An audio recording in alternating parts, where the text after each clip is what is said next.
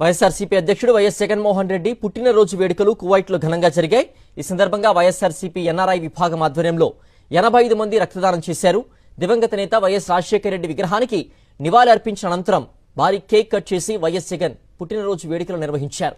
జగన్ అంటే నిజాయితీ అని, ప్రజల బాధలు తన బాధలుగా భావించడం, వారి కష్టాలు తీర్చడమే ఆయన లక్ష్యమన్నారు వైఎస్ఆర్సీపీ ఎన్ఆర్ఐ విభాగం గ్లోబల్ కోఆర్డినేటర్ ఆలూరు సాంబశివారెడ్డి। అందువల్లే ప్రతి ఒక్కరూ జగన్ను ఒక కుటుంబ సభ్యుడిలా భావిస్తారన్నారు। 5 ఏళ్ల పాలనలో అన్ని వర్గాలకు సంక్షేమ పథకాలు అందించిన ఘనత కేవలం వైఎస్ జగన్మోహన్ రెడ్డికి మాత్రమే దక్కుతుందన్నారు సాంబశివారెడ్డి।